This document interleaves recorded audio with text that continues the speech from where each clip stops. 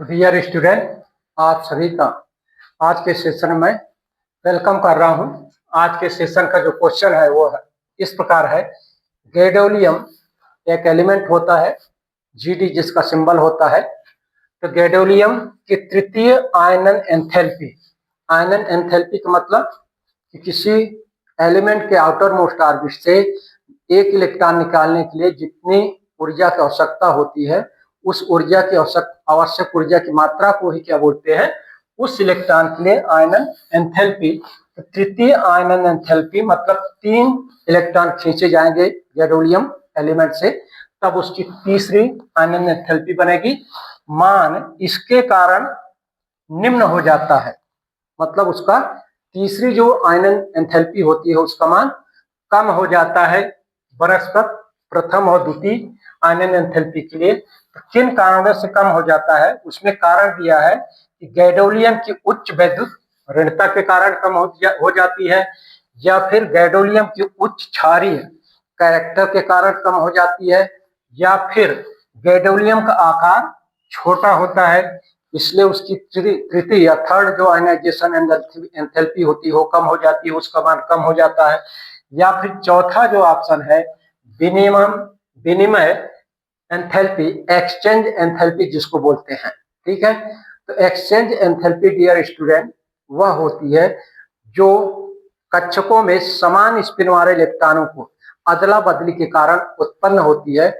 जो enthalpy change होती है उसी को बोलते हैं विनिमय या एक्सचेंज एंथैल्पी।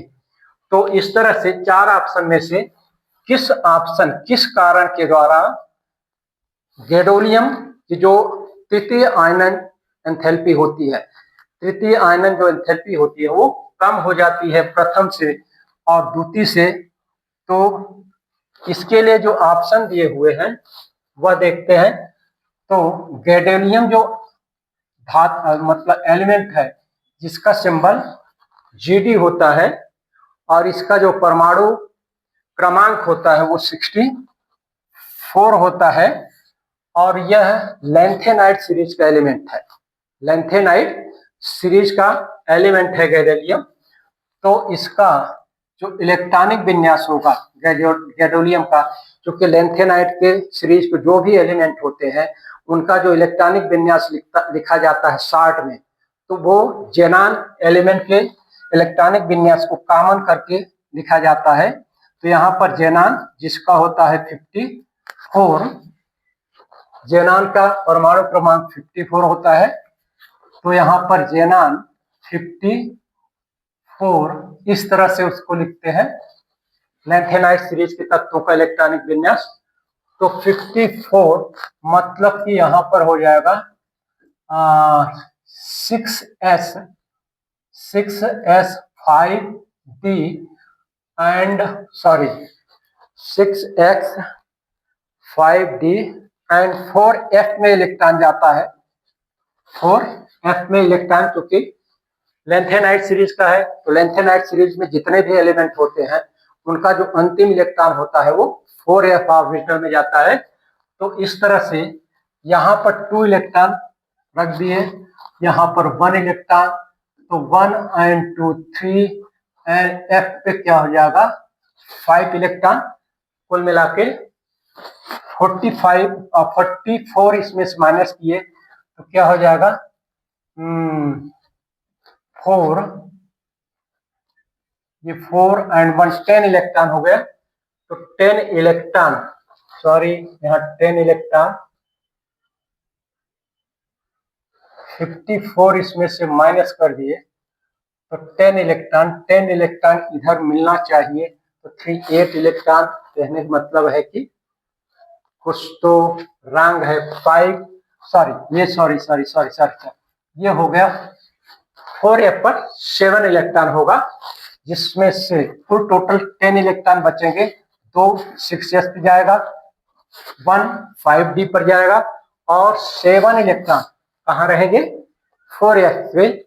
इस तरह से 4s f के इलेक्ट्रॉन को आप, चूंकि f के 7 होते हैं orbital 1 2 3 4 5 and 6 1 2 3 4 5 6 7।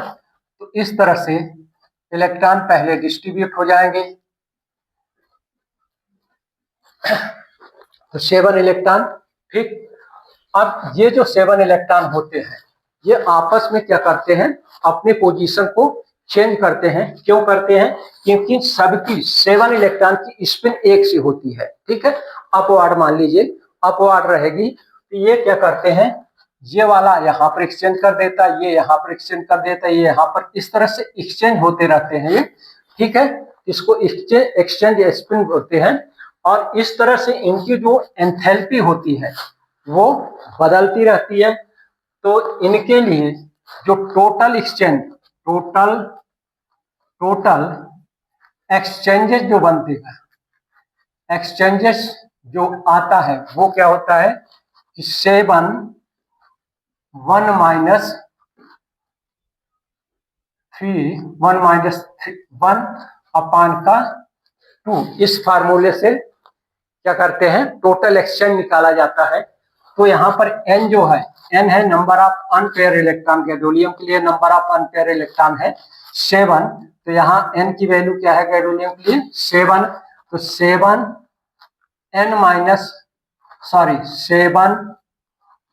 Minus 1 divided by 2 हो गया। ये हो गया कुल मिलाकर 7 मल्टीप्लाइड बाई 6 डिवाइडेड बाई 2, 2 3 जा 6।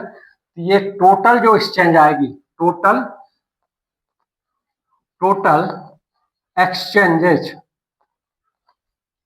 की जो वैल्यू होगी वो 21 हो जाएगी। तो 21 जो वैल्यू है एक्सचेंजेज की, चूंकि बहुत अधिक है, तो इस टोटल, चूंकि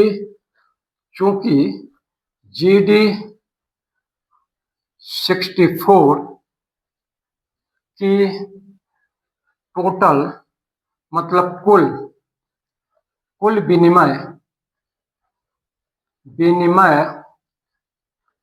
विनिमय की संख्या 21 होगी, जिसके कारण GD 64 की तृतीय आयनन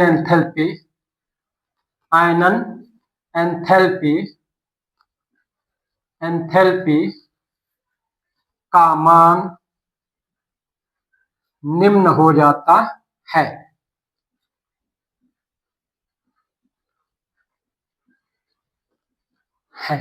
ठीक है, यहां से कुल मिला के इलेक्ट्रॉन निकलेगा। कुल मिला के यहाँ पर जो यहां से जब आप इधर चलेंगे GD3 पर 3 आयन का जब आप देखेंगे तो 3 इलेक्ट्रॉन यहां से निकल जाएंगे, तो 4s में 7 इलेक्ट्रॉन ही बचेगा। इसलिए इसकी जो टोटल एक्सचेंजेज होती है वो उसकी वैल्यू बहुत हाई हो जाती है। और इस हाई वैल्यू के कारण इसकी जो तृतीय आयनन एंथैल्पी होती है उसका मान कम हो जाता है। जितनी अधिक टोटल एक्सचेंजेज होगी उतनी कम आयनन एंथैल्पी होती है एलिमेंट की। तो डियर स्टूडेंट, नेक्स्ट वीडियो में आप सभी के लिए एक नए क्वेश्चन के साथ, उसके आंसर के साथ पुनः मिलूंगा। धन्यवाद।